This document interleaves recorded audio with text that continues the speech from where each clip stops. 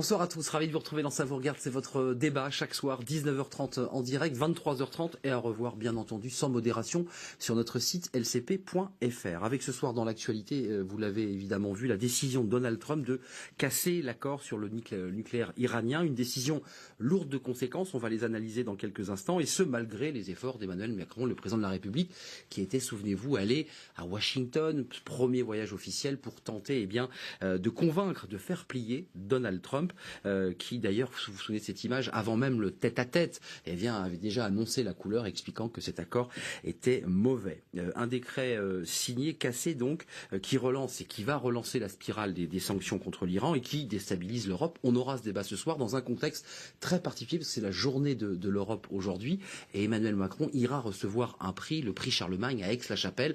Emmanuel Macron qui avait parfois été parodié comme le président de l'Europe.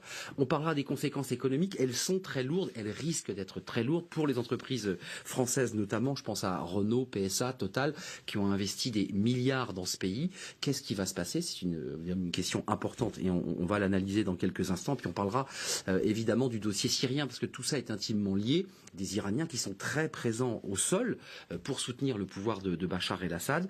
Et puis des Iraniens, faut-il le rappeler, qui par la voie du Hezbollah ont remporté les élections au Liban il y a quelques jours. On va faire le point ce soir. Est-ce que cette décision fait courir un risque d'embrasement, de guerre?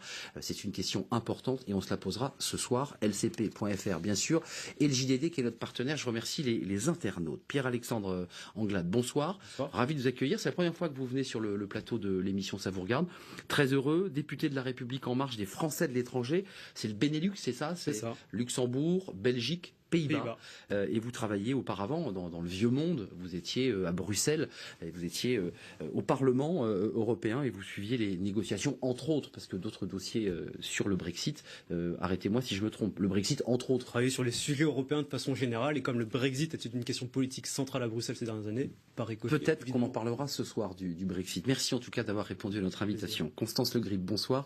Députée Les Républicains des Hauts-de-Seine, ancienne députée européenne, et vous suivez de ce dossier évidemment à la fois le dossier Trump et le dossier syrien de très près. Merci d'être avec nous. Caroline Galacteros, bonsoir. Vous êtes géopolitologue, présidente du think tank Géopragma, et on vous écoutera parce que vous signez beaucoup de tribunes, notamment sur le dossier syrien. L'une, c'était il y a une quinzaine de jours dans les colonnes du Figaro. Merci d'être là. Elvire Fabry, bonsoir. Vous êtes chercheuse à l'Institut Jacques Delors, co-auteur, alors ça c'est dans la revue politique de l'IRIS. On voit le titre Moyen-Orient, le nouveau grand jeu, l'Europe au défi des populismes. Voilà pour ce livre, enfin qui est une revue, puis on parlera de l'Europe déstabilisée par la décision de Donald Trump. On va le voir d'ailleurs tout de suite. Au moment où on célèbre bien cette journée de l'Europe, Donald Trump a décidé de casser cet accord sur le nucléaire iranien, qui va lancer probablement une crise diplomatique majeure. Regardez ce sujet réalisé par Félix Well. Il a mis sa menace à exécution. Hier, Donald Trump annonce le retrait des États-Unis de l'accord sur le nucléaire iranien et il prévient. Nous mettrons en place de fortes sanctions.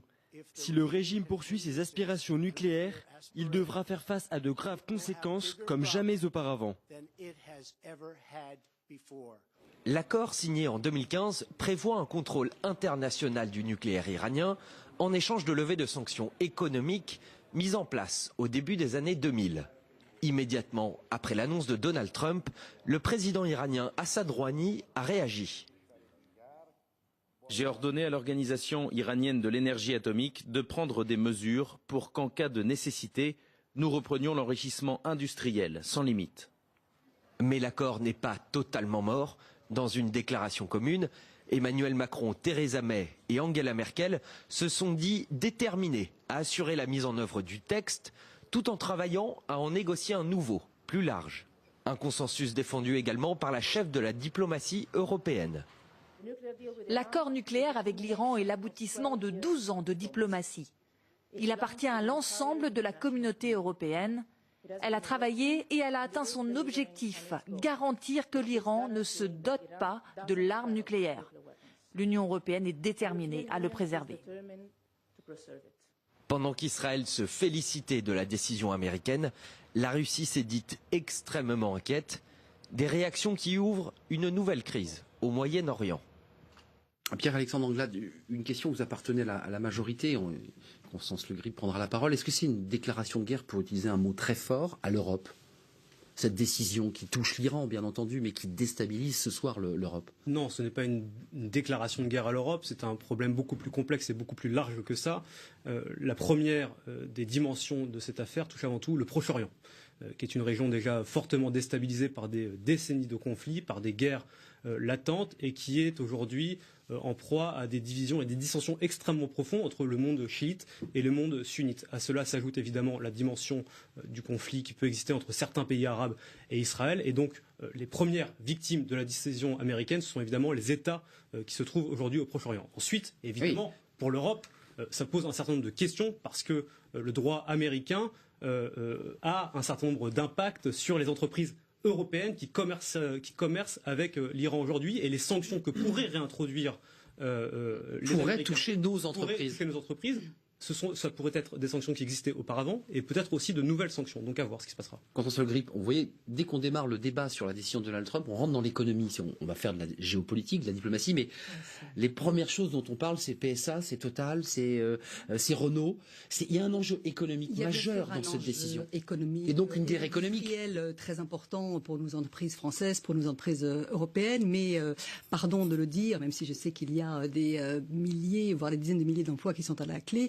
Le plus important dans les médias n'est pas tant d'essayer de mesurer l'ampleur de l'éventuel désastre économique qui pourrait se produire. Elle travaille l'entreprise en ce moment, elle réfléchit. Que de savoir quels sont les impacts géopolitiques et géostratégiques de ce retrait. L'accord n'est pas cassé, mais de ce retrait des États-Unis de l'accord sur le nucléaire iranien. C'est pas une déclaration de guerre à l'Europe. Je crois que c'est tout d'abord cette décision du président Trump, un président américain qui tient un engagement de campagne. Il avait clairement dit pendant sa campagne à plusieurs reprises, donc ça n'est en rien. Il a coché une croix de plus là. Il n'a pris personne par surprise, ni les Iraniens, ni les Européens, ni Emmanuel Macron, ni Angela Merkel, ni Theresa May ne peuvent être surpris. Il avait dit à plusieurs reprises qu'il ferait tout pour s'opposer à ce que l'Iran puisse se doter de l'arme nucléaire. Donc il tient sa promesse et il respecte également l'engagement phare de sa campagne America First. Ce sont avant tout les considérations... Les Américains d'abord,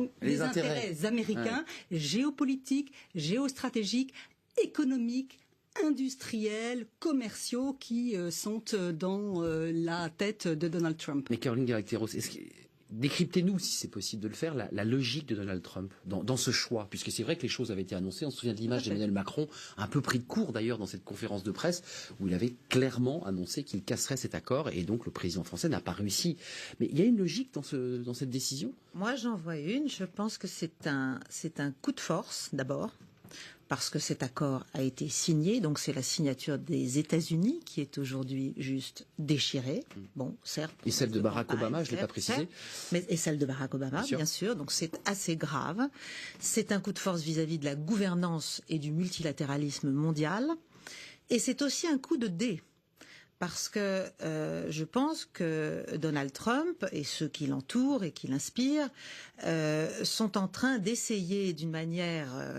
parce que tout ça, c'est une séquence. Ce qui s'est passé hier n'est que la fin d'une séquence. Nous avons eu, depuis son arrivée au pouvoir, quasiment une montée en puissance d'un sentiment et d'un certain nombre d'actions, à la fois vis-à-vis de l'Iran, vis-à-vis de la Russie, vis-à-vis de la Chine, qui traduisent, pour moi, une grosse inquiétude en fait américaine, une grosse inquiétude occidentale sur le leadership global de l'Amérique qui est effectivement mise à mal et mise au défi par un certain nombre d'autres puissances. Et dans ce cadre-là, il s'agit de remettre l'Europe au pas. L'Europe du côté occidental, qu'on vient à l'Europe tout de suite. L'Europe du côté de l'Alliance Atlantique, l'Europe surtout pas en capacité d'avoir une autonomie stratégique ou politique une indépendance véritable, et une union. au-delà des mots, des déclarations, etc. Et donc, pour moi, derrière c'est un coup de dé, au sens où là, c'est le moment d'une bascule. C'est-à-dire que si les Européens, à mon avis, et je l'appelle de mes vœux, arrivent à faire bloc, à être ensemble, maintenir cet accord, à dire que eux se sentent toujours partis, à faire en sorte que les Iraniens y voient leur intérêt à rester de l'Orient, surtout pas rentrer dans la provocation. Et ils le voient probablement. Et à ne pas reprendre l'enrichissement à des de l'uranium à 20%. Militaires, voilà. Eh bien, on est en fait au moment où il y a une bascule du monde qui se produit, une bascule des équilibres de force. C'est-à-dire qu'à ce moment-là, l'Europe se retrouve de fait plus liée avec la Chine, plus liée avec, bien sûr, le monde chiite, qui ne se réduit pas à l'Iran, plus liée avec la Russie, bien sûr. Et donc, pour moi, c'est ça l'enjeu. Et le deuxième enjeu, c'est bien sûr l'extraterritorialité du droit américain, qui est effectivement la patate chaude, le bébé, la mèche allumée, le truc que personne n'ose vraiment toucher. Qui impose son droit dans le monde entier. Tout ça. Et la question. Et le dollar. Le dollar. Et la suprématie du dollar et la dédollarisation de l'économie mondiale, qui est encore dans les limbes, mais qui avance à l'initiative chinoise. Vous en pensez quoi? Parce que là, on se met du côté de l'Europe. Est-ce que vous êtes d'accord avec ce que dit Caroline Galacteros? C'est-à-dire, et je vous donne la parole, on est dans un moment de bascule. J'ai même lu ce soir dans un quotidien du soir, Le Monde, qu'on était dans une crise diplomatique probablement plus grave que celle qu'on avait vécue en 2003, au moment de l'intervention ou pas en Irak. On se souvient de la position de la France. Est-ce qu'on est en train là de rentrer dans une crise diplomatique très grave? Et donc avec un moment de bascule, évidemment, pour la position européenne. C'est même le sens des mots crises. Voilà. Oui, c'est vrai que c'était une décision qui était attendue. On n'est pas surpris. C'était une démarche de la part d'Emmanuel Macron d'aller à Washington, et l'agenda était lourd, parce qu'il s'agissait de voir aussi de réengager le débat sur l'accord de Paris, sur d'autres enjeux. Maintenant, on voit que c'est une brèche de plus dans ce qu'est la construction d'un ordre multilatéral, un ensemble de règles qui viennent réguler les enjeux internationaux, à la fois sur le plan commercial, à la fois sur le plan géopolitique, environnemental. C'est vrai que les Européens se sentent particulièrement ciblés parce qu'ils étaient à l'origine de cet accord et ont été vraiment des architectes de l'accord. Mais l'onde de choc est beaucoup plus vaste, parce qu'on voit que c'était aussi un exercice de déstabilisation des acteurs de toutes les grandes puissances internationales, parce que c'est à la fois c'est la Chine, c'est la Russie. Aujourd'hui, on voit que derrière, alors les Chinois affichent une position un peu plus de confiance en disant mais on va pouvoir contourner les sanctions américaines. On pourra en débattre, c'est pas forcément encore très clair et très évident, mais derrière la Chine, on voit que le Japon, les Coréens sont beaucoup plus préoccupés. C'est une continuité dans le jeu de déstabilisation de Donald Trump pour pouvoir exercer une logique de rapport de force et de chantage, à un moment où on est dans un contexte de forte tension sur des enjeux commerciaux et de négociations, d'exemptions, de sanctions, de détournement de sanctions avec des quotas. Donc les enjeux économiques sont très importants. C'est pour lever un coin de voile. On parle de diplomatie, mais en dessous, il y a des enjeux diplomatiques. J'ai lu dans Le Monde, excusez-moi de citer Le Monde ce soir abondamment, mais que peut-être que dans la tête de Donald Trump, il y avait cette idée de pouvoir renverser le pouvoir de Téhéran de l'extérieur. C'est une idée portée notamment par Netanyahou avant qu'il arrive au pouvoir, qui traîne depuis longtemps. En 2002, il a... Est-ce que vous y croyez? Est-ce que vous pensez que dans cette stratégie, Pierre-Alexandre Anglade, il y a une volonté de renverser ce pays? Parce que ces mots sont durs. Ça fait 40 ans que cette dictature a pris le pouvoir et une fière nation en otage. Il distingue bien les dirigeants iraniens de son peuple, qui seraient donc soumis à une dictature islamique. Bien aisé celui qui pourra dire ce qui est dans la tête de Donald Trump. Oui, c'est compliqué. Depuis sa campagne à la présidentielle et son arrivée au pouvoir. Ce qui est certain, c'est que on assiste, et je rebondis sur ce que vous disiez, à un nouvel ordre du système international qui était jusqu'à présent plutôt bien régulé, avec très peu d'acteurs agissants, qui était régulé depuis la Seconde Guerre mondiale et plus récemment depuis la guerre froide, où en fin de compte les puissances du Conseil de sécurité des Nations Unies s'entendaient autour de la table, où les Américains, les Chinois et quelques Européens... Il y a eu des vétos quand même. En tout cas, on respectait les décisions qui étaient prises, on ne s'affranchissait pas unilatéralement du multilatéralisme. J'évoquais l'Irak en 2003. Aujourd'hui, on se rend bien compte que les Chinois, les Russes, les Américains s'affranchissent du multilatéralisme, la Russie en annexant la Crimée, les Chinois en s'imposant par la force dans son environnement immédiat en mer de Chine, et les Américains en remettant en cause les accords de Paris, les accords commerciaux et aujourd'hui l'accord nucléaire iranien. Et tout cela pose une question aux Européens. De quelle façon nous organisons-nous collectivement pour peser dans un monde qui est devenu absolument Juste incertain. regarder ces images, c'est très court, c'est juste pour faire un peu de politique, parce qu'on va re-rentrer dans le fond, mais la politique, la diplomatie, la façon dont le président de la République a tenté ce coup de force aux États-Unis, donc ça a été très commenté dans la presse française et étrangère. Regardez, il y a eu 2 questions au gouvernement posées par l'opposition, d'un côté la Nouvelle Gauche, de l'autre le groupe centriste Agir. Regardez, j'aimerais avoir votre point de vue, Constance Le Grip évidemment, et puis tous mes autres invités. Écoutez. La visite du président Macron n'a finalement été qu'au crédit du président Trump, affaiblissant ainsi la position de la France et de l'Europe. Les embrassades récentes entre M. Trump et Macron il y a 15 jours n'auront servi à rien, puisque les cartes étaient de toute évidence tirées d'avance. Monsieur le Premier ministre, la diplomatie du sourire au président Trump a fait preuve de ses limites. Et il serait temps de reconnaître que la solution n'est pas la mise en scène d'une connivence avec les uns et les autres. Cela vaut pour la Syrie, cela vaut pour l'Iran, car il en va de la sécurité mondiale. Le président des États-Unis a fait le choix, progressivement, et je dois le dire à notre grand regret à tous, de se sortir des accords multilatéraux et progressivement parce qu'il est d'abord sorti de l'accord de Paris puis ensuite et donc il est dans une ligne dans laquelle les accords multilatéraux ne doivent pas être conclus et il faudrait en sortir. Ça n'est pas la ligne de la France et le président de la République a eu l'occasion de le dire au président américain. Il l'a dit en tête-à-tête et il l'a dit publiquement. Tout le monde l'a dit, on va parvenir, le président américain l'a dit et le président français l'a dit. Est-ce que très concrètement la stratégie du président français, au-delà des commentaires sur la forme, ses poignées de main, ses accolades, est-ce que le président français doit changer de stratégie? Est-ce qu'il doit, avec les discussions qu'il aura avec Angela Merkel là demain avant de recevoir son prix, est-ce qu'il doit être plus dans la fermeté ou est-ce qu'il doit garder cette stratégie de cette relation en particulier qu'il entretient avec lui? Alors, je ne suis pas sûr qu'il y ait une relation si particulière que cela entre Donald Trump et Emmanuel Macron. Tout ça, c'est quoi? C'est du cinéma? Il y a eu un jeu de 2 acteurs, 2 comédiens, chacun dans un registre bien particulier. Vous n'y croyez pas, ça? Non, mais qu'il y ait une véritable amitié entre la France et les États-Unis. Oui, ça, c'est les pays. Que toutes les occasions soient bonnes à saisir pour affirmer, réaffirmer et renforcer. Vous avez vu l'attitude du président français, espèce de proximité, cette espèce de chaleur. C'est une chose qui fait partie du jeu diplomatique. Et à ce niveau-là, c'est important qu'il y ait également des démonstrations. Mais est-ce qu'il doit passer à autre chose?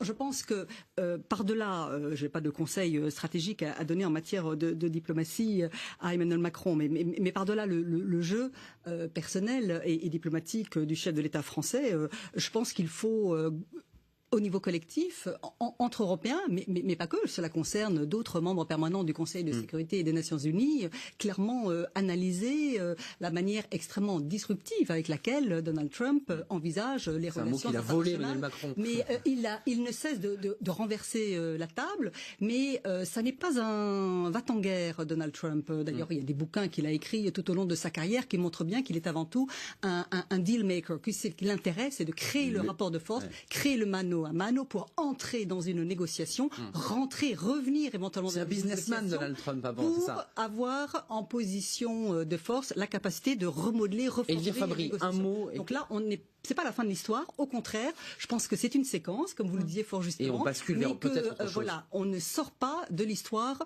de l'accord. Allez-y, je vous donne la parole, Caroline Dierek-Terros. Je pense que sur la méthode, il faut pas s'en tenir aux accolades. Et il y a quand même un engagement très ferme d'Emmanuel Macron pour rétablir le dialogue. C'est ce qu'il a fait tout de suite au début de sa présidence, rétablir le dialogue avec Poutine, établir un dialogue avec Donald Trump, dont on sait que on ne sait pas à quoi s'attendre avec Donald Trump. Imprévisible. Donc c'est important de maintenir Trump, en fait. cette possibilité d'échange, de dialogue, d'influence. Le tout, c'est de savoir qu'est-ce qui peut influencer qui et qu'est-ce qui peut influencer Donald Trump. On ne sait pas. Et par ailleurs, au-delà du maintien de ce dialogue, et qu'il a engagé également avec la Chine, avec différents acteurs dans le monde, il y a toujours à côté la volonté de maintenir une position unie et ferme au niveau européen.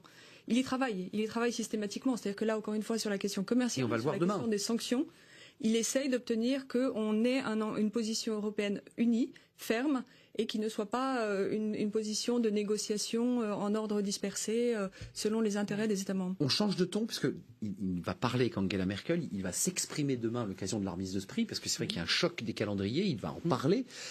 Quel ton doit-il employer ?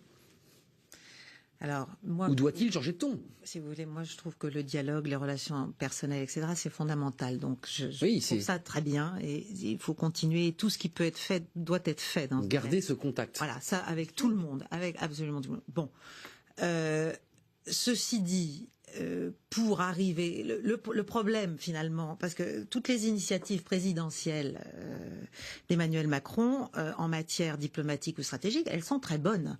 C'est-à-dire, il va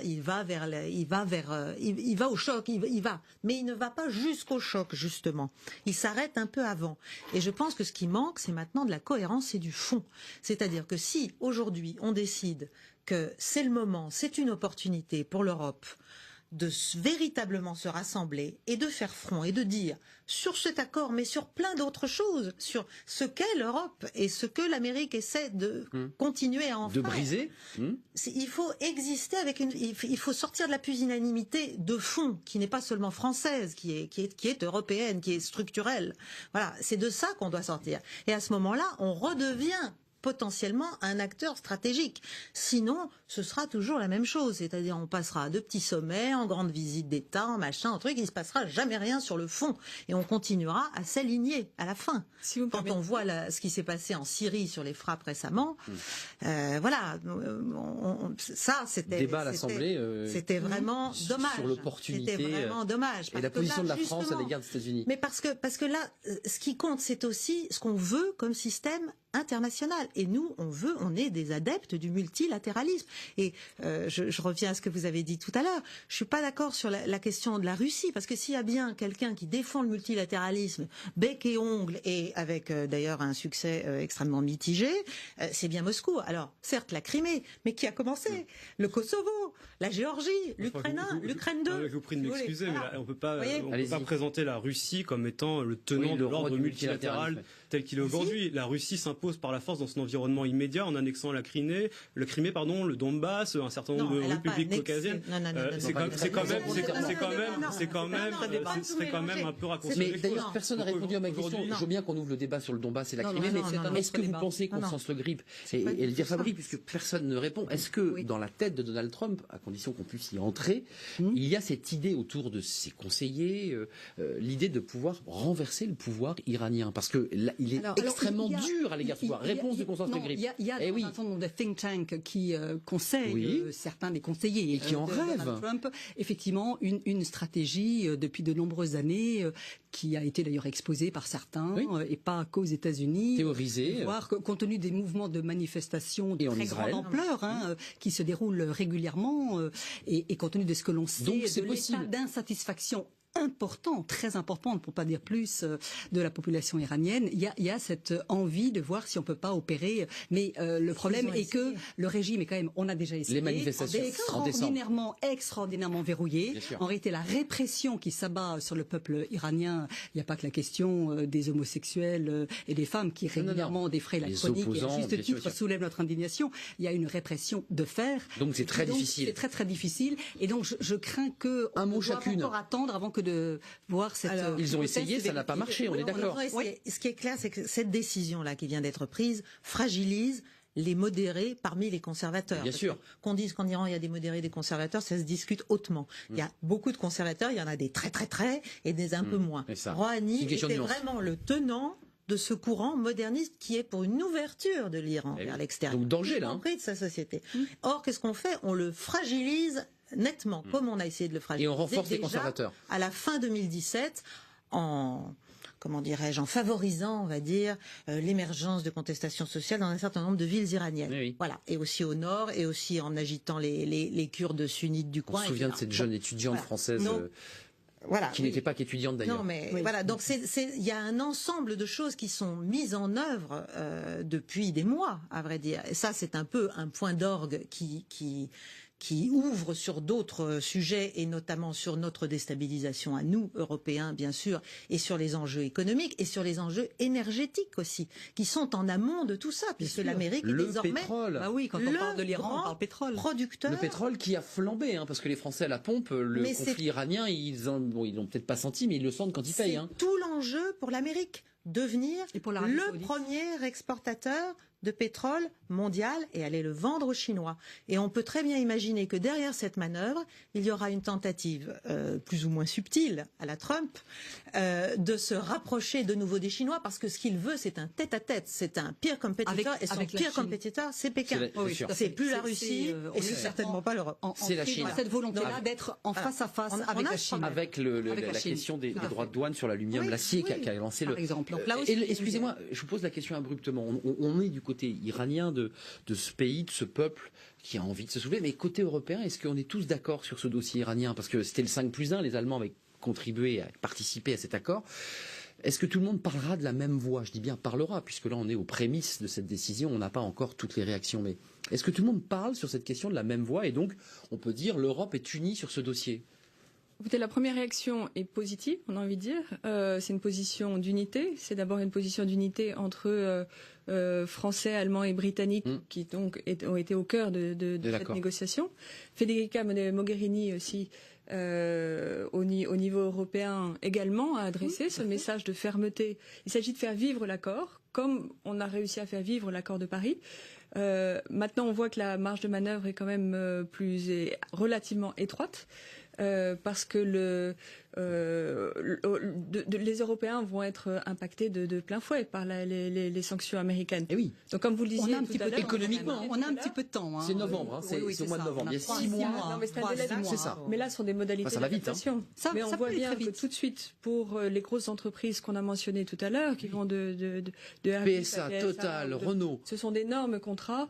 Et qu'entre leurs investissements aux États-Unis et leur projet d'investissement, ils sont pris en tenaille, hein. En Iran, dans la balance, ça va peser. Le choix peut assez rapidement être fait. Mais maintenant, c'est vrai qu'au-delà de ça, se dresse la question de l'extraterritorialité américaine. On en revient, le poids du dollar. Qui est une question très sensible. Bien sûr. Voilà.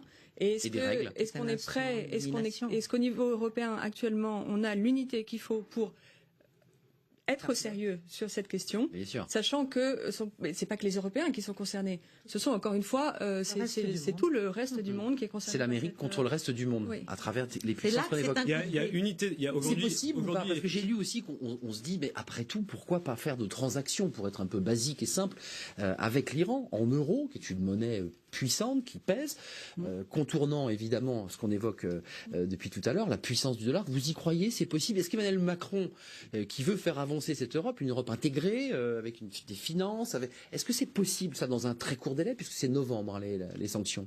Dans un très court délai, je ne sais pas. Il faudrait voir avec les experts à la Commission européenne qui vont être mandatés pour aller négocier avec les autorités européennes pour savoir si, avec les autorités américaines, pardon, c'est un sacré boulot, pour savoir si c'est possible ou pas de le faire. Ce qui est certain, pour revenir au point précédent, c'est que vous évoquiez l'unité des Européens. Oui. Il y a aujourd'hui unité des Européens. La question, c'est de savoir est-ce que les Européens ont un poids politique suffisamment fort pour faire prévaloir leurs ambitions, ce à quoi ils sont attachés dans cet accord.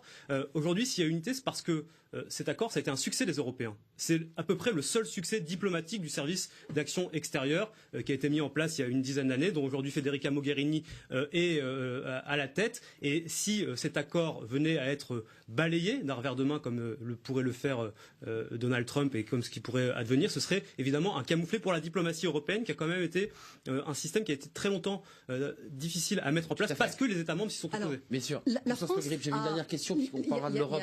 Il y a quelques années, c'était Laurent Fabius qui était au Quai d'Orsay. On est un peu à front renversé maintenant entre la France et les États-Unis, parce que la France était extraordinairement critique. Et réticente, on s'en souvient. Absolument, et a beaucoup pesé dans la dernière ligne droite pour durcir, entre guillemets, jugeant le premier projet d'accord. La France, le dernier pays à apporter son soutien. Voilà, donc c'est assez intéressant de lire attentivement, par exemple, la déclaration conjointe entre Emmanuel Macron, Theresa May et Angela Merkel, qui effectivement ne dit pas l'accord iranien actuel est à prendre ou à laisser et nous voulons en rester là. Au contraire, il y a tout de suite une porte ouverte et tout de suite la réaffirmation de ce que moi je considère comme les lacunes et les failles de l'actuel accord et la volonté de se projeter dans la construction d'une nouvelle séquence, d'une nouvelle étape en adjuvant des amendements, en mettant des ajouts, notamment sur l'affaire des clauses sunset, donc la prolongation, l'affaire faire des parce qu'il y a des clauses qui s'arrêtent en balistiques, 2025. Voilà, il y a toute une série relancer évidemment, bien sûr. de failles, de manquements, de lacunes que à l'époque la France avait clairement souligné, que dans la déclaration conjointe des 3 dirigeants européens, on souhaite voir progresser. Et donc ça c'est assez intéressant. On n'est pas à l'abri d'une surprise, y compris de la part des États-Unis. On a bien vu sur l'affaire de la Corée du Nord à quel point les choses sont allées vite. Des missiles passés au-dessus dans le ciel et puis on est passé d'un seul coup à la prochaine rencontre. Voilà. Et donc je n'exclus pas que une fois la table renversée et une fois donc coup de dé, voilà, ça c'est intéressant. Il joue au dé. Le deal, voilà, le deal maker que j'évoquais tout à l'heure. Tous les bouquins de Trump ne sont construits que là-dessus, sur l'art de la négociation. Mettre de la pression maximale, surprendre son adversaire, l'encercler, l'isoler, etc. Il y a des négociations économiques. Accord. Et dans ce cas-là, effectivement, à ce stade, on peut considérer que les Européens ont une carte à jouer. Juste une question pour que ceux qui nous regardent on comprennent l'enjeu. On a vu les enjeux économiques, on vient de les entendre pour l'entreprise française, la question du dollar, mais la guerre, puisque certains nous disent, mais attention, on est en train de craquer une allumette dans une région explosive. Est-ce que il est possible que cet accord puisse provoquer un conflit, une guerre, et en quoi l'Iran serait l'acteur de cette guerre? Parce que ça a l'air...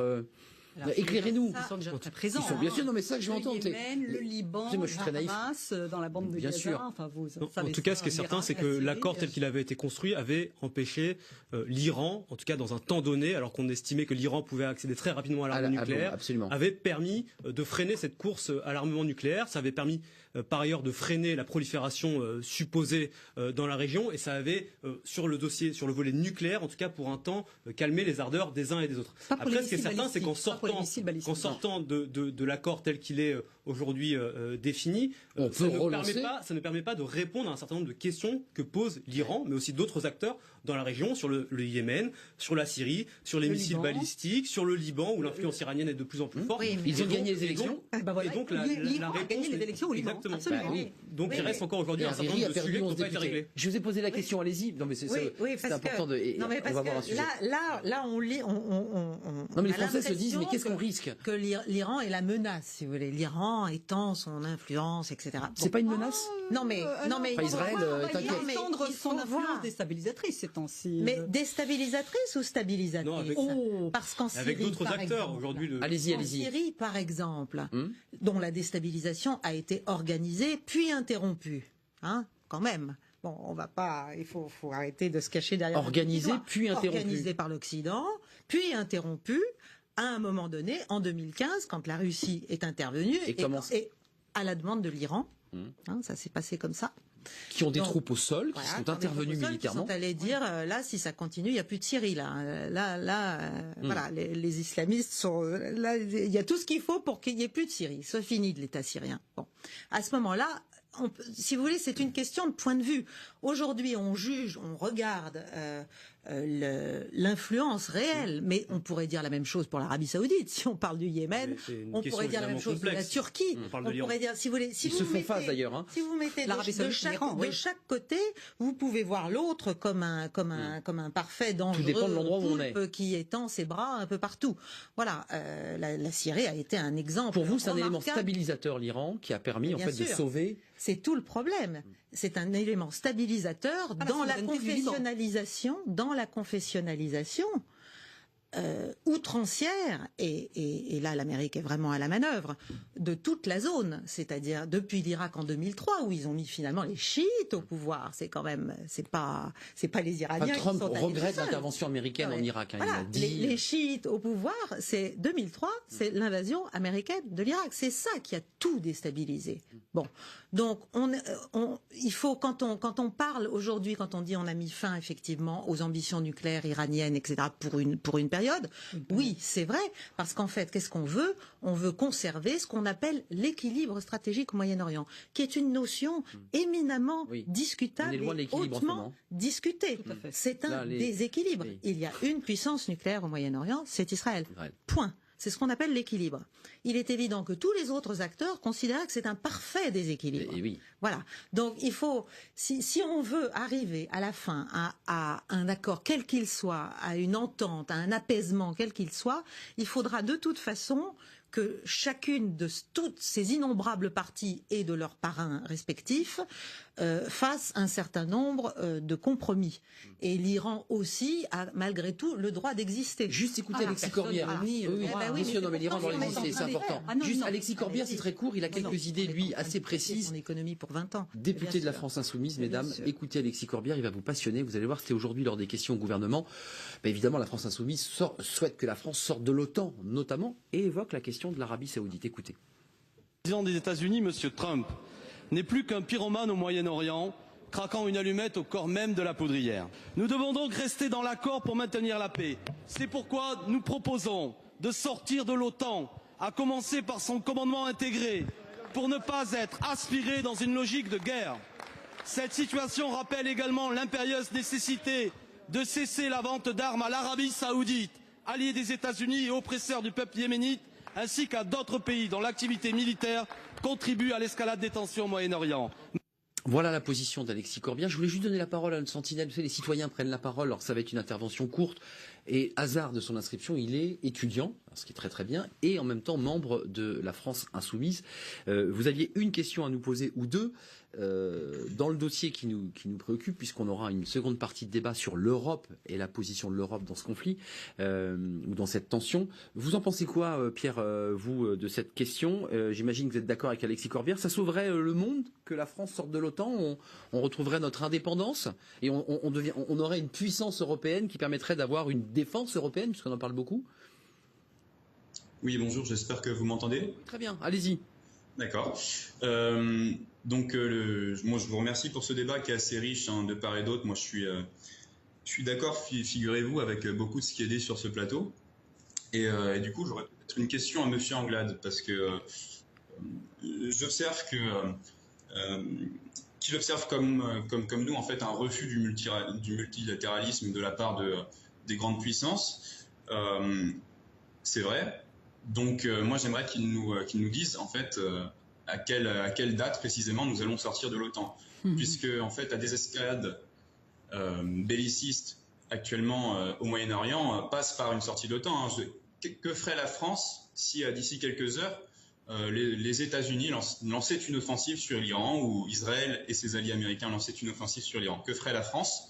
Moi, c'est une question importante que vous posez, hein, ouais. Parce qu'on est alliés, on est évidemment des alliés des États-Unis avec l'OTAN. Vous voulez qu'il répondent tout de suite, Pierre-Alexandre Anglade? Allez-y, terminez votre propos. Mais pas 36 questions en une, parce que sinon on ne peut pas tout répondre. Non. Sur l'accord nucléaire iranien, moi je suis assez heureux, figurez-vous, de la réponse de l'Europe, y compris de la réponse de notre gouvernement. Il faut tenir haut le flambeau de cet accord.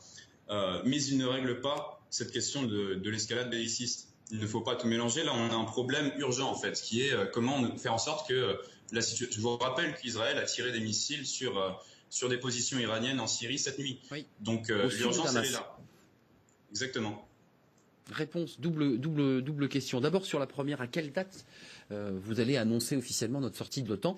Et que se passerait-il? C'est une question fondamentale que nous pose Pierre. Que se passerait-il si les États-Unis, d'une manière unilatérale, puisqu'on parle beaucoup de multilatéralisme, engageaient un conflit avec l'Iran? Qu'est-ce qu'on ferait? Mais je n'annoncerai pas la date à laquelle la France sortira de l'OTAN, puisque la France n'a pas vocation à sortir de l'OTAN, puisque l'OTAN aujourd'hui représente l'instrument de défense collective des Européens, parce que les Européens ne se sont pas organisés collectivement pendant des décennies pour assurer leur propre sécurité. Et la réalité, c'est que la sécurité du continent européen, de façon sous l'angle militaire, dépend largement de l'OTAN et que c'est inscrit dans le traité de l'Union européenne.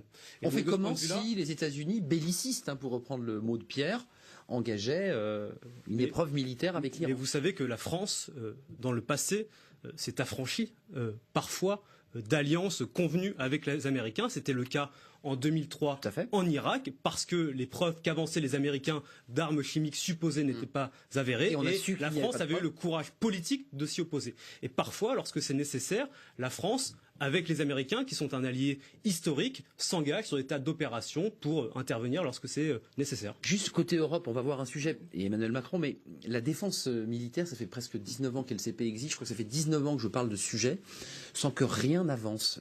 Et c'est vrai que l'OTAN est... Il y a pas de choses qui ont avancé. Non, alors allez-y, Elvire Fabry, je vous donne la parole. Un petit point quand même sur la question de l'OTAN. On est dans un registre de politique fiction. C'est-à-dire que là, on parle de décisions qui seraient une sorte d'escalade, d'improvisation de décisions.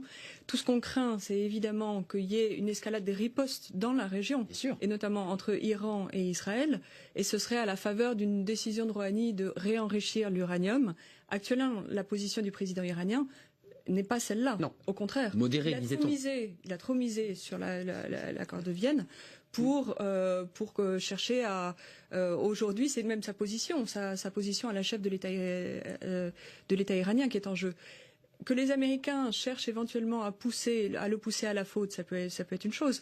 Mais pour le moment, c'est plutôt la position d'Israël et de l'Arabie Saoudite, alliés des États-Unis dans la région, qui est c'est leur réaction qui est anticipée. C'est ça. On ne parle pas d'une entrée des États-Unis en guerre. Non, mais c'est pour rassurer tout le monde. C'était une question fiction que posait Pierre. C'était l'idée de que ferait-on évidemment avec notre allié américain puisque nous sommes liés à l'OTAN. C'était une question effectivement de politique fiction. Juste un petit mot, vous n'êtes pas d'accord sur cette défense européenne? Non, ce que je veux dire, c'est que il y a des choses qui ont avancé, à cause de l'élection de Donald Trump, à cause du Brexit, à cause d'un certain nombre de bouleversements mondiaux, il y a eu ces derniers mois plus d'avancées en matière de stratégie de défense européenne qu'il n'y en a eu peut-être ces 15 ou 20 dernières années. Maintenant, on n'en est pas à l'armée européenne, et ça, il n'y aura peut-être jamais d'armée européenne parce que voilà, il y aura vie ou de mort sur des soldats. Mais il y a eu quand même quelques avancées intéressantes. Un mot, également parce qu'il y a eu un changement de stratégie lié à des crises et chez les Allemands. Voilà. Non, mais oui, c'est vrai, tout à fait. Mais justement, il faudrait saisir ces opportunités, et notamment en matière industrielle, et notamment en matière d'armement, parce que la défense européenne, comme vous l'avez dit, l'OTAN est de fait la structure de sécurité des Européens. Le problème, c'est qu'elle est dominée politiquement de manière écrasante par l'Amérique, donc c'est très compliqué, surtout que maintenant on est dans le commandement intégré, ce qui nous a pas rapporté grand-chose, mais en revanche nous lie bien, nous complique bien la vie. Maintenant, il y a la question des armements. Et l'industrie de défense américaine. Donald Trump appelle les Européens à prendre leur défense en charge, etc. Ça veut dire quoi concrètement? Ça veut dire augmenter leur budget de défense pour aller acheter quoi? À part les Français qui sont quasiment plus totalement autonome en matière industrielle de défense. Nous en avons une, Dieu merci, il faut la conserver. Mais les autres, qu'est-ce qu'ils font? Ils achètent sur l'étagère américain. Donc l'emprise, elle est totale. L'emprise, elle est politique, elle est industrielle, elle est business, économique. Voilà. Donc, s'il y a un volet quand même sur lequel on a fait des pas là ces derniers temps, c'est précisément en termes de recherche et développement, d'investissement en matière d'équipement militaire. Le fonds d'investissement, un fonds européen de défense, un fonds européen, les nouvelles perspectives financières post-2020, il y a une augmentation du budget qui serait alloué justement à recherche et le développement et tout ce qui peut être fait dans le cadre de cette coopération européenne, PESCO, de coopération structurée. Donc là, il y a des véritables avancées. Alors regardez, c'est un sujet. Alors on va quitter l'Iran, mais tout à l'heure on va y revenir très rapidement parce qu'aujourd'hui les questions au gouvernement ont été consacrées en grande partie à ce débat, à cette crise iranienne. Mais regardez ce sujet consacré à Emmanuel Macron et sa relation à l'Europe. C'est vrai que cet homme se bat, tente de faire avancer la question européenne, et il recevra ce prix Charlemagne à Aix-la-Chapelle. Ce sera demain avec une discussion et probablement des prises de position, a-t-il dit, justement sur ce dossier iranien. Regardez bien à travers quelques discours emblématiques, Athènes notamment et la Sorbonne, ce que dit Emmanuel Macron de l'Europe, et on débat juste après. C'est l'un des premiers symboles européens du quinquennat d'Emmanuel Macron. Sur l'esplanade du Louvre, le président fraîchement élu arrive au son de l'Ode à la joie, l'hymne officiel européen. Un attachement à l'Union des 27, initié par Robert Schuman le 9 mai 1950, qu'Emmanuel Macron ne cache pas. Quelques mois plus tard, devant l'Acropole à Athènes, berceau de la démocratie, il expose sa vision d'une Europe rassemblée.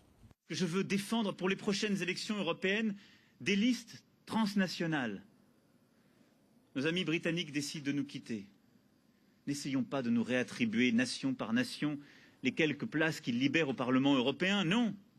Considérons qu'enfin nous pouvons avoir un débat européen, des listes européennes, une vraie démocratie européenne qui vivra à travers les pays. Quelques semaines plus tard, c'est à la Sorbonne à Paris qu'Emmanuel Macron réaffirme sa volonté d'unir l'Europe. Devant une centaine d'étudiants, il développe l'idée d'une harmonie fiscale et sociale européenne.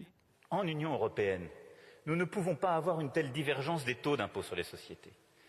Cette divergence fiscale, elle aussi, nourrit une forme de désunion, désagrège nos propres modèles et fragilise toute l'Europe. Nous devrions définir un salaire minimum adapté à la réalité économique de chaque pays, mais progressivement rentrer dans cette logique pour les faire converger. Nos niveaux de cotisation sociale sont aujourd'hui trop disparates. Quand un travailleur est détaché dans un autre pays, aujourd'hui, la principale source d'inégalité, ce sont ces cotisations. Depuis le Brexit, la France est le seul pays de l'Union européenne à posséder un siège de membre permanent au Conseil de sécurité de l'Organisation des Nations Unies. Un statut privilégié qui place Emmanuel Macron en leader européen et fait de lui un homme fort sur la scène internationale face à Vladimir Poutine, Xi Jinping ou encore Donald Trump. Voilà, retour en plateau. Pour le relier au dossier de Donald Trump, est-ce que la puissance d'Emmanuel Macron, sa volonté de conviction de faire avancer le dossier peut ressouder cette Europe dont on sait qu'elle est aujourd'hui divisée, déchirée, les populismes? Vous y croyez? C'est possible? Est-ce que la question du leadership européen, prise par le président français, peut effectivement nous faire en sorte qu'on tienne tête aux États-Unis, pour le dire simplement? Alors, je ne nie pas du tout la sincérité de l'engagement européen. Je ne cherche pas à vous piéger, mais qui a fait des très beaux discours, et pendant sa campagne, et puis... Et on les a vus là. Appelé à Athènes, la Sorbonne, même ce qu'il a dit devant le Parlement européen il y a quelques semaines, etc.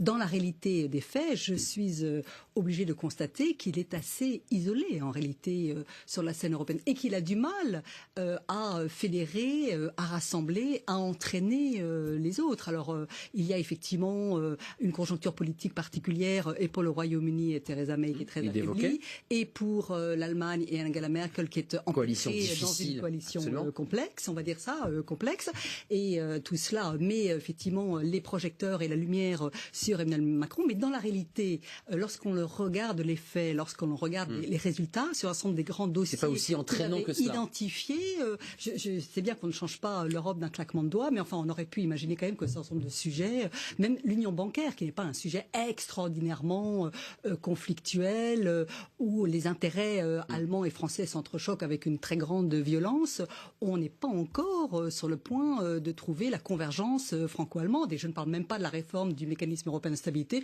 je ne veux même pas parler de la gouvernance de la zone euro, ou les questions qu'évoquait Macron sur la fiscalité de la commune. Zone euro, etc., où les Allemands sont à des années-lumière d'aller dans le sens souhaité par Macron. Donc je le trouve très peu entraînant en réalité, et avec assez peu de résultats. Est-ce que la crise là ce soir qui s'ouvre, puisqu'on est au début de cette crise avec l'Iran et les États-Unis, est-ce que c'est une occasion pour Emmanuel Macron de faire avancer cette Europe? Justement, à travers l'Europe s'est construit, on le disait tout à l'heure, à travers des crises, à travers des chocs. Mais quelle est la situation aujourd'hui en Europe?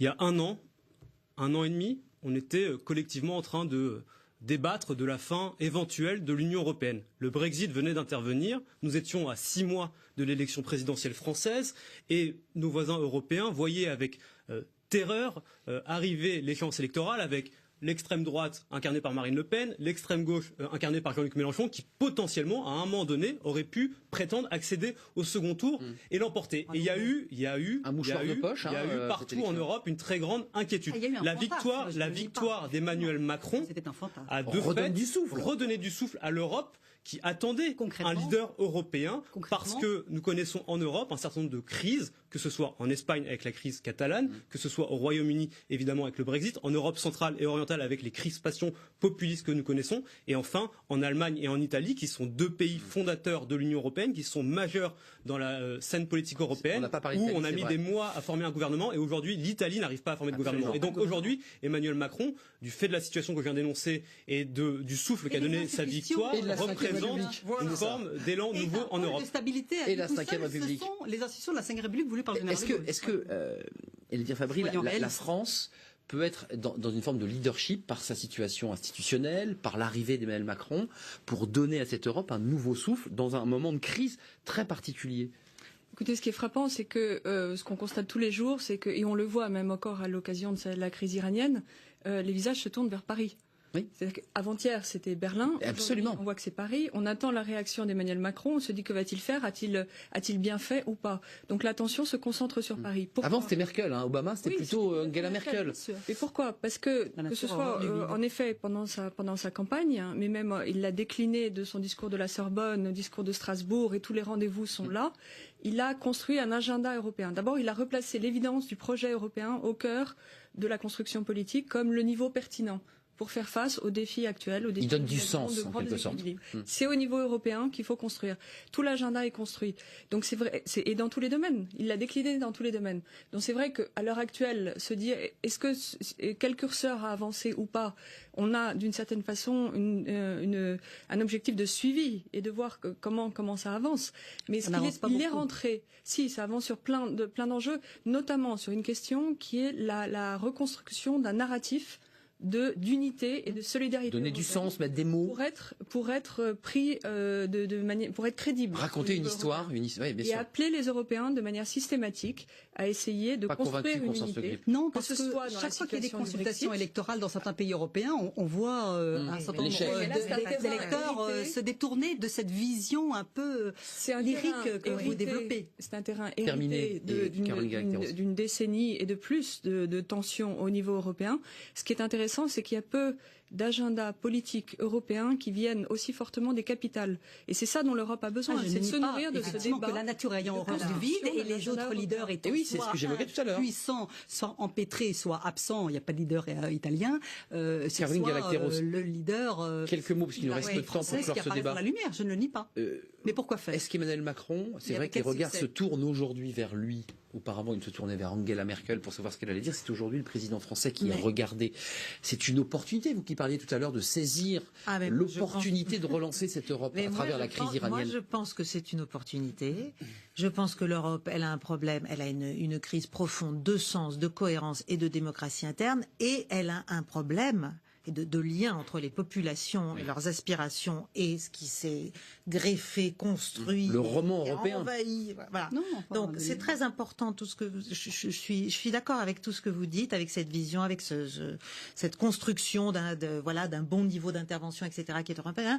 Mais là aussi, il faut aller dans le dur. Et le dur, c'est la question de la souveraineté. Et oui. Voilà. Et oui, on touche aux très sensibles. L'expression présidentielle de souveraineté européenne, si vous voulez, c'est quelque chose qu'il va falloir creuser, dont il va falloir trouver les limites, le fond, les formes véritables, et il va falloir l'articuler avec ce que les peuples et les États considèrent comme étant et devant être encore leur souveraineté. Exactement. Et c'est tout ça l'enjeu de la réforme pour moi de l'Europe. La nation et l'Europe. Si on arrive à faire ça, si on arrive à faire cette Europe des nations qui sont à la fois souveraines et qui arrivent à ensemble. C'est un débat lancé par Laurent Wauquiez d'ailleurs, qui avait évoqué. Pour ça, il faut des leaders. L'Europe des nations. Il nous reste 2 minutes, je suis désolé. Là, vous lancez un débat philosophique. Non, la souveraineté nationale. Pour ça, il faut des leaders. Et pourquoi pas Emmanuel Macron? Pourquoi pas Emmanuel Macron? Volontiers. Simplement, pour ça, il faut qu'il soit effectivement capable de véritablement entraîner. Et c'est difficile. Allez-y. Deux mots. C'est parfait, c'est 10 secondes. C'est que le projet d'Emmanuel Macron de construction d'une souveraineté européenne, il faut préciser qu'il parle de souveraineté complémentaire. Et de la même façon qu'on a eu dans les années 90 un débat sur l'identité européenne, savoir si elle allait se substituer ou pas aux identités nationales. Posé par Caroline. Tout le débat, c'était de montrer, et c'est venu dans les sondages européens, que les Européens le ressentaient comme une identité compatibles, complémentaires. Là, c'est un enjeu de souveraineté. Sans dilution des nations, des souverainetés. Bien sûr, c'est un enjeu fondamental. Là, la question du positionnement vis-à-vis des États-Unis et notamment de leurs décisions unilatérales qui sont des coups de force et des chantages est juste fondamentale. Là, il faut pas se tromper. Pierre-Alexandre Anglade, avant de nous quitter, c'est une question, il nous reste moins d'une minute et je vous pose juste la question à vous, Pierre-Henri Anglade, parce que c'est une question qui, à mon avis, on retraitera de cette question du dossier iranien. Est-ce que Donald Trump a gagné finalement à travers ce coup de poker ou de ce coup de dé? Est-ce qu'il a réussi finalement à déstabiliser l'Europe, à enfoncer le coin pour déstabiliser l'Europe, qui est une puissance peut-être qu'il n'a pas envie de voir émerger? On ne peut pas répondre par l'affirmative ou avec une réponse extrêmement tranchée à cette question, parce que l'avenir nous le dira. Ce qui est certain, c'est qu'on est dans un moment de vérité pour les Européens et pour la diplomatie européenne. Et si aujourd'hui l'Europe se retrouve dans cette situation d'affaiblissement, c'est parce que pendant très longtemps, celles et ceux qui auraient dû nourrir une ambition et une vision pour ce projet européen ne l'ont pas fait. Et que si on se retrouve avec une montée des populismes dans beaucoup de pays d'Europe, c'est aussi parce que les grands partis et les grands partis traditionnels ont abandonné le débat politique européen aux partis extrémistes. Et donc aujourd'hui, on se retrouve dans cette situation de montée des populismes. Voilà, merci. Vous avez mis les pieds dans le plat. Merci Pierre-Alexandre Anglade, vous êtes député de la République En Marche du Benelux, Pays-Bas, Luxembourg et Belgique. Merci d'être venu avec nous. Merci à Constance Le Grip, députée des Républicains des Hauts-de-Seine, ancienne députée européenne. Merci à Caroline Galactero, géopolitologue, présidente du think tank Géopragma. Et merci à Elvire Fabry pour l'Institut Jacques Delors. Merci à vous quatre. Je voulais remercier Pierre, qui était notre sentinelle citoyenne ce soir et qui était formidable. Vous revenez évidemment quand vous voulez, Pierre. Et je remercie toute l'équipe, comme je le fais chaque fois. Wassila Wali qui me parlait dans l'oreille. Louisa Benchaban qui est à mes côtés toute la semaine et qui me supporte. Et puis je remercie toute l'équipe qui m'aide à préparer l'émission. Bonne soirée à tous et bon long week-end, parce que oui, c'est un long week-end qui s'annonce sous le soleil, je l'espère pour vous. Bonne soirée.